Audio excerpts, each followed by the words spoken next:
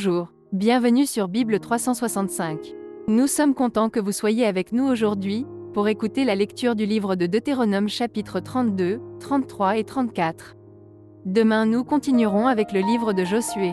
Si vous ne l'avez pas encore fait, s'il vous plaît abonnez-vous à la chaîne, aimez et partagez-la pour encourager quelqu'un d'autre à écouter la Bible cette année. Bonne écoute.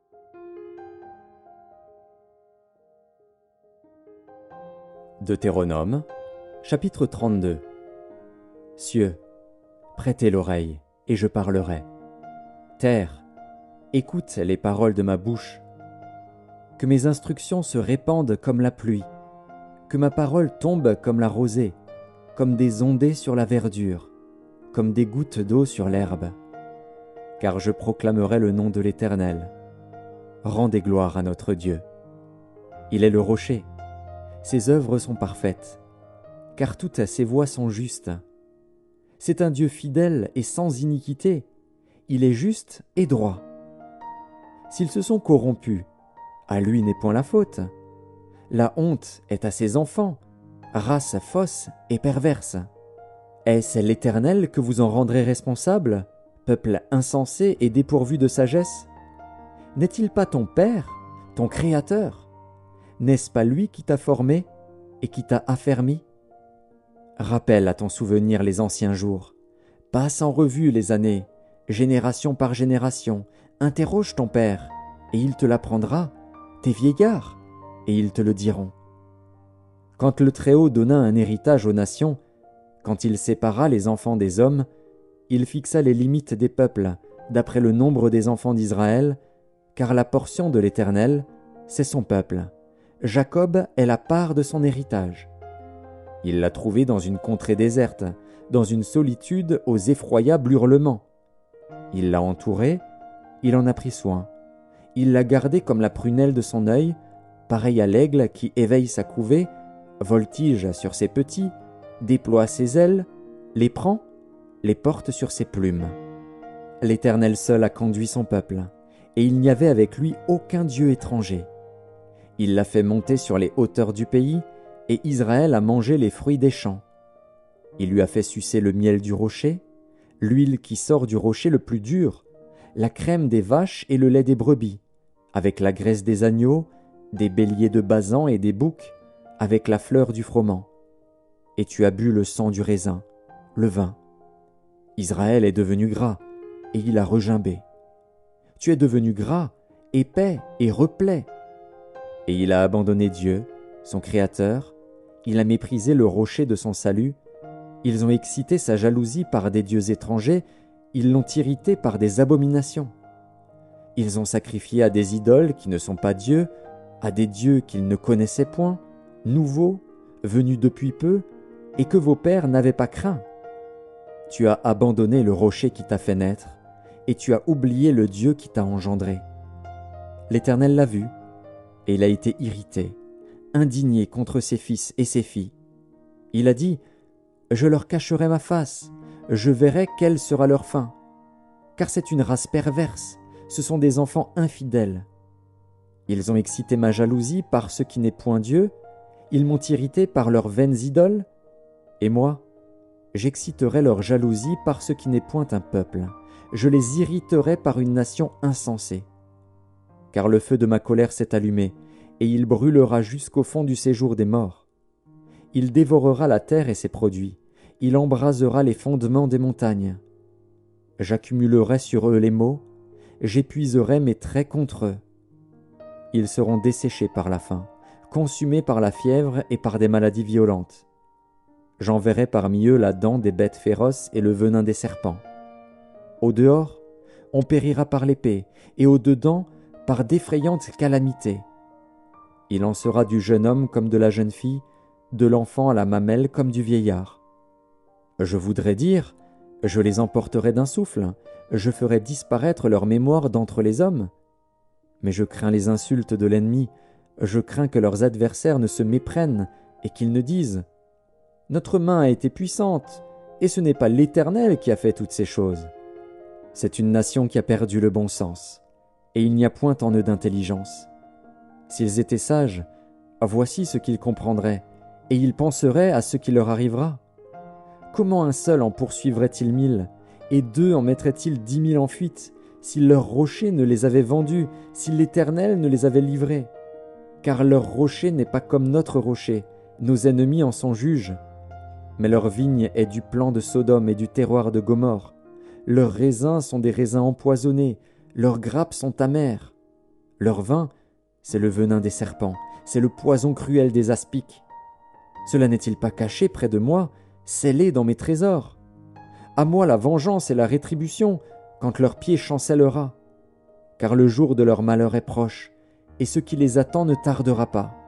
L'Éternel jugera son peuple, mais il aura pitié de ses serviteurs, en voyant que leur force est épuisée, et qu'il n'y a plus ni esclaves ni hommes libres. Il dira: Où sont leurs dieux, le rocher qui leur servait de refuge, ces dieux qui mangeaient la graisse de leurs victimes, qui buvaient le vin de leurs libations? Qu'ils se lèvent, qu'ils vous secourent, qu'ils vous couvrent de leur protection. Sachez donc que c'est moi qui suis Dieu, et qu'il n'y a point de Dieu près de moi. Je fais vivre et je fais mourir, je blesse et je guéris, et personne ne délivre de ma main. Car je lève ma main vers le ciel, et je dis: Je vis éternellement. Si j'aiguise l'éclair de mon épée et si ma main saisit la justice, je me vengerai de mes adversaires et je punirai ceux qui me haïssent. Mon épée dévorera leur chair, et j'enivrerai mes flèches de sang, du sang des blessés et des captifs, de la tête des chefs de l'ennemi. Nation, chantez les louanges de son peuple, car l'Éternel venge le sang de ses serviteurs, il se venge de ses adversaires, et il fait l'expiation pour son pays, pour son peuple.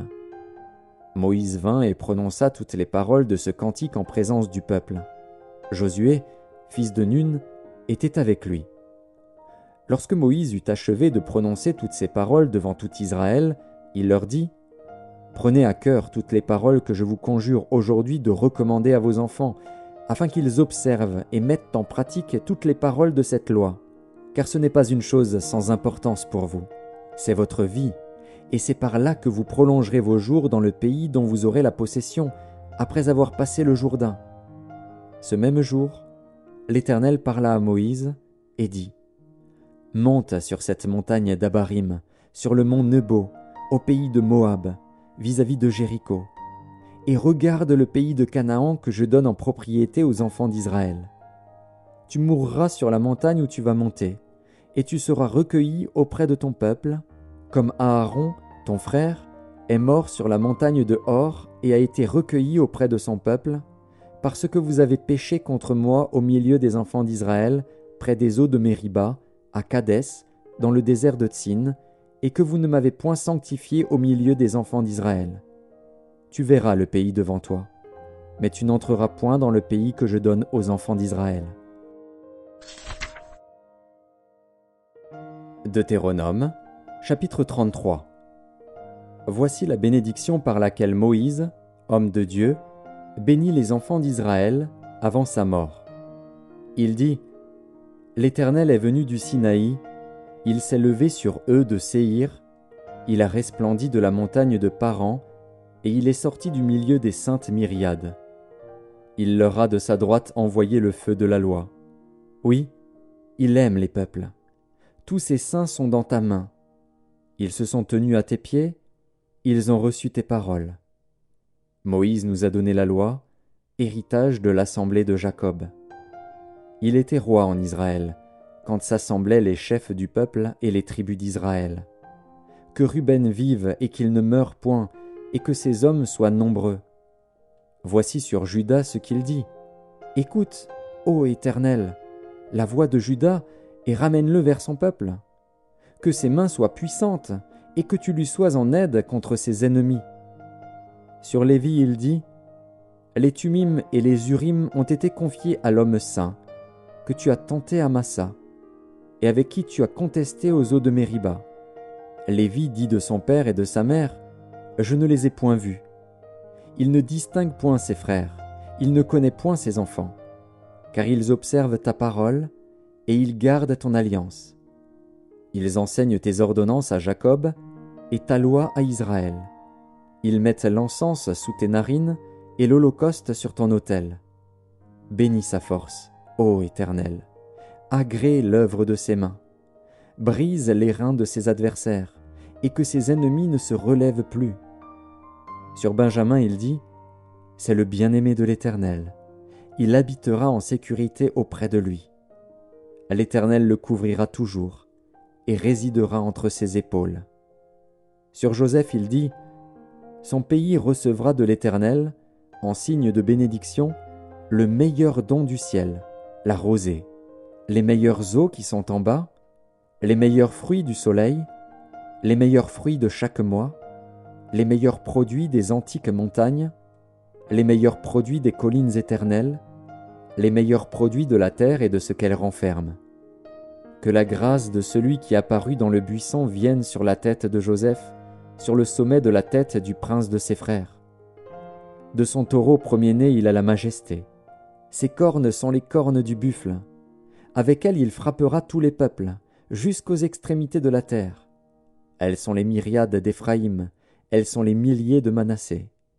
Sur Zabulon il dit, « Réjouis-toi, Zabulon, dans tes courses, et toi, Issachar, dans tes tentes. » Ils appelleront les peuples sur la montagne. Là, ils offriront des sacrifices de justice, car ils suceront l'abondance de la mer et les trésors cachés dans le sable. Sur Gad, il dit, « Béni soit celui qui met Gad au large. » Gad repose comme une lionne, il déchire le bras et la tête. Il a choisi les prémices du pays, car là est caché l'héritage du législateur. Il a marché en tête du peuple, il a exécuté la justice de l'Éternel et ses ordonnances envers Israël. Sur Dan, il dit, « Dan est un jeune lion, qui s'élance de Basan. » Sur Nephtali, il dit, « Nephtali, rassasié de faveur et comblé des bénédictions de l'Éternel, prend possession de l'Occident et du Midi. » Sur Azer, il dit, « Béni soit Azer entre les enfants d'Israël, qu'il soit agréable à ses frères, et qu'il plonge son pied dans l'huile. Que tes verrous soient de fer et d'airain, et que ta vigueur dure autant que tes jours. Nul n'est semblable au Dieu d'Israël, il est porté sur les cieux pour venir à ton aide, il est avec majesté porté sur les nuées. Le Dieu d'éternité est un refuge, et sous ses bras éternels est une retraite. Devant toi il a chassé l'ennemi, et il a dit, « Extermine !» Israël est en sécurité dans sa demeure, la source de Jacob est à part dans un pays de blé et de moût, et son ciel distille la rosée.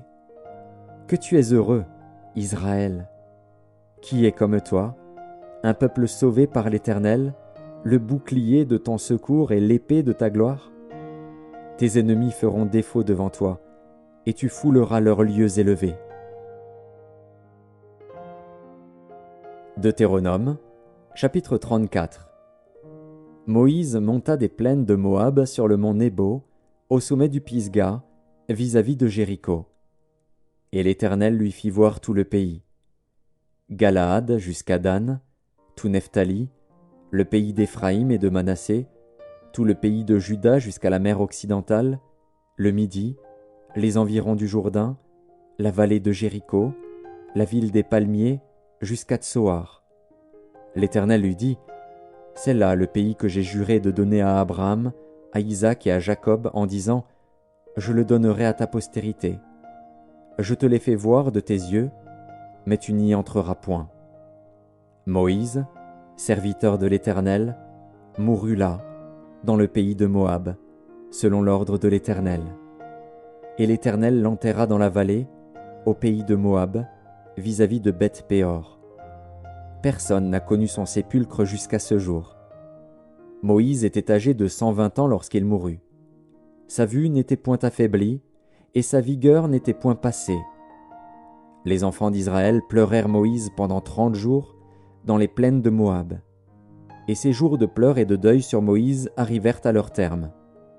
Josué, fils de Nun, était rempli de l'esprit de sagesse, car Moïse avait posé ses mains sur lui. Les enfants d'Israël lui obéirent et se conformèrent aux ordres que l'Éternel avait donnés à Moïse. Il n'a plus paru en Israël de prophète semblable à Moïse que l'Éternel connaissait face à face. Nul ne peut lui être comparé pour tous les signes et les miracles que Dieu l'envoya faire au pays d'Égypte contre Pharaon, contre ses serviteurs et contre tout son pays, et pour tous les prodiges de terreur que Moïse accomplit à main forte sous les yeux de tout Israël.